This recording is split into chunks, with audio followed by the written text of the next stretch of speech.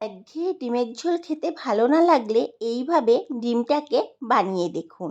এই ডিমের রেসিপিটি শুধু ভাতের সাথেই নয়, রুটি, পরোটা, ফ্রাইড রাইস, পোলাও সব কিছুর সাথেই পরিবেশন করতে পারবেন। খেতে অসম্ভব সুন্দর হয়। নমস্কার বন্ধুরা, কিচেন অফ সোনটাই চ্যানেলে আপনাদের স্বাগত। আজকের রেসিপি আফগানি ডিমের কারি। আমি এখানে 4টে ডিম সিদ্ধ করতে বসিয়ে দিয়েছি। এর মধ্যে 1 চামচ মতো লবণ দিয়ে দিলাম। লবণ দিয়ে সিদ্ধ করলে ডিমের খোসাটা ছাড়াতে খুব সুবিধা হয়। আমার এখানে ডিমগুলো সিদ্ধ হয়ে গেছে।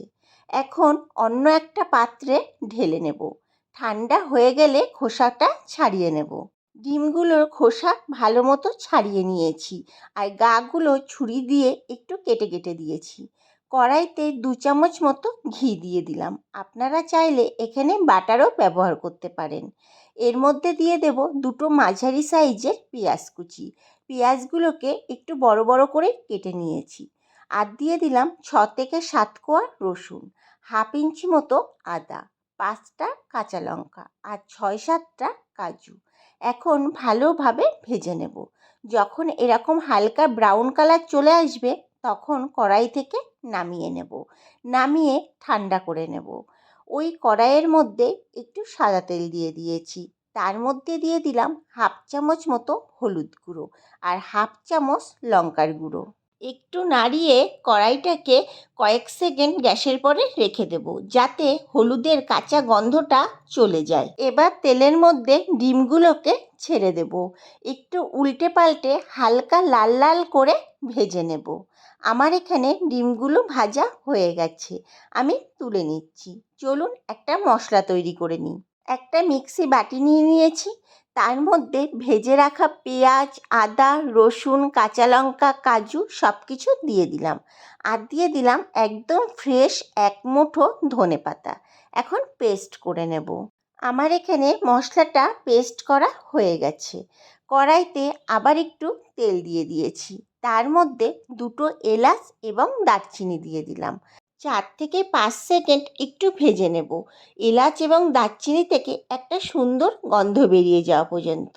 এর মধ্যে দিয়ে দেব পেস্ট করে রাখা মশলাটা। মশলাটা তেলের সাথে ভালোভাবে মিশিয়ে নেব। বাটিটা ধুয়ে একটু জল দিয়ে দেব।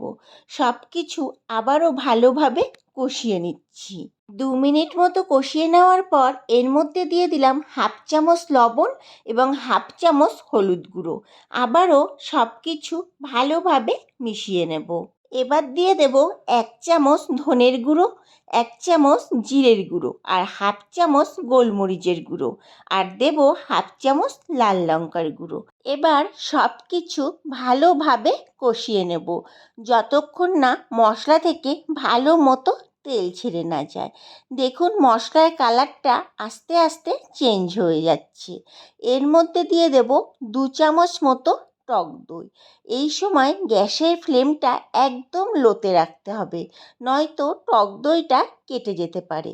আমার এখানে মশলা এবং টক দই ভালো মতো মেশানো হয়ে গেছে এবং ভালো মতো তেলও ছেড়ে গেছে। এর মধ্যে দিয়ে দেব 1/2 কাপ মতো জল। জলটা এখানে একটু অল্পই ব্যবহার করতে হবে। বেশি ব্যবহার করলে ঝোলটা শুকাতে টাইম লাগবে, কারণ এটা একটা গ্রেভি টাইপসের হবে।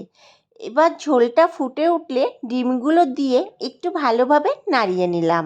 এখন 10 মিনিটের জন্য কড়াইটাকে ঢেকে দেব। 10 মিনিট পর ফিরে আসলাম। দেখুন কত সুন্দর গ্রেভিটা তৈরি হয়ে গেছে। একটু ভালোভাবে নাড়িয়ে নেব। আর উপর দিয়ে দিয়ে দেব একটু ধনেপাতা কুচি। ধনেপাতাটা গ্রেভিটার সাথে ভালোভাবে মিশিয়ে কড়াই থেকে নামিয়ে নিচ্ছি। তৈরি হয়ে গেল আমার আফগানি ডিমের কারি।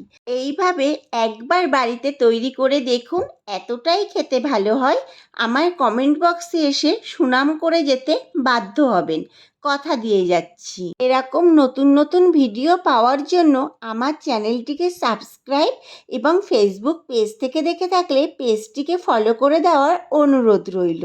দেখা হচ্ছে নতুন একটি ভিডিওতে।